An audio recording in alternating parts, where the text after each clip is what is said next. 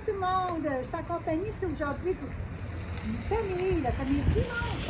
Joanie Dumont et ses deux enfants, Raphaël et Charles-Édouard. Coucou Charles-Édouard, es-tu là? Ah, je sais que vous êtes bienveillants avec vos enfants puis que vous avez la sécurité de vos enfants à cœur. Mais j'avais le goût de faire un petit atelier sur la prévention, sur la sécurité avec les casques de vélo puis les vélos pour les enfants.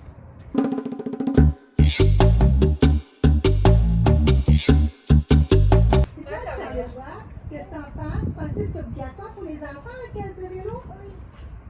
Oui, tu penses que oui?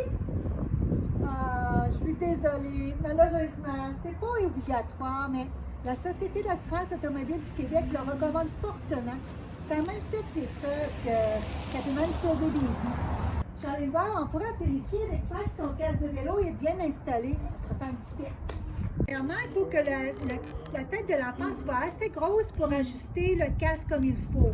Puis s'il nous manque, si on voit que le casque est balotte sur la tête, on peut mettre des mousses aussi qui se vendent à l'intérieur, pour mettre à l'intérieur du casque. Première chose à vérifier, c'est vraiment... Ah oui, parfait, c'est ça.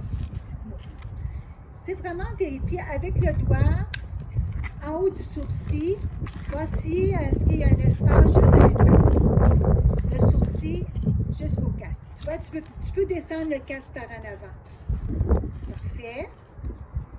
Ensuite, on peut vérifier les sangles. Est-ce que les sangles sont en forme de Y, puis sous le lobe de l'oreille? En plein ça. Ouais. L'autre côté, est-ce que c'est parfait? Ah, celui-là, on pourrait la remonter. Tu verras, maman, on pourrait même la remonter. Vraiment, la petite pinouche, il faut qu'elle soit en dessous du lobe. OK? Puis ensuite, on vérifie en dessous du menton. Parce que si c'est trop serré, on n'aimera pas ça. On va être mal à l'aise. Hein? Il faut au moins qu'on puisse passer un doigt en dessous du menton. Entre le menton et la sangle. Ça a l'air parfait, hein? Charles-Édouard, est-ce que tu es confortable? Oui. Oui, parfait comme ça? Oui. Super! Bon, mais maintenant, on va essayer de parler des sièges d'auto pour les sièges d'auto, les sièges de vélo. Puis, dans le fond, c'est les mêmes normes qu'un siège d'auto. Ça va avec le poids de l'enfant et le poids que supporte le siège aussi. Mais c'est important de vérifier ça, si le siège correspond bien avec le poids de votre enfant. Donc, peser l'enfant en premier. Puis, on va vérifier aussi pour Raphaël si tout va bien. Raphaël, tu es bien assis. C'est justement, ses jambes, il touchent aux pieds, c'est parfait. Il est à 90 degrés, ses jambes. Il a l'air confortable, hein, Raphaël, comme ça. C'est important aussi de regarder l'attache après l'enfant, la ceinture de sécurité qu'on appelle. Si elle est bien placée entre les deux jambes, puis bien ajustée aux épaules de l'enfant. Tout comme un siège d'auto, aussi, c'est la même affaire. On vérifie les sangles. C'est à la bonne place, au-dessus des épaules, bien attaché, serré, pour pas que l'enfant non plus se promène dans le siège. Là. Puis il y a une autre chose aussi que je voulais vous dire, c'est que l'enfant, lui, là, il est assis dans son siège d'auto confortable, mais il ne bouge pas.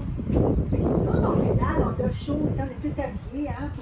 Les autres, ils ne bougent pas, fait que c'est important de penser à des vêtements plus adaptés, comme s'il irait jouer dans le parc d'enfants. Un manteau plus chaud, tout ça. Ah, il est parti!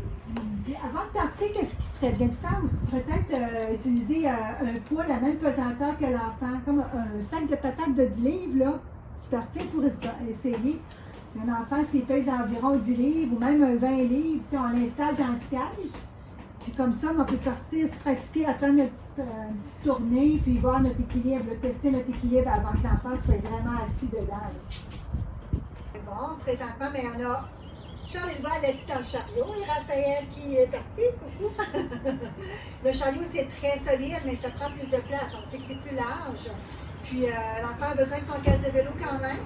C'est ce qui est important aussi avec notre chariot comme ça, c'est quand on s'en va dans la rue, avoir des lumières ou une bande fluorescente qui toute à la largeur de la remorque.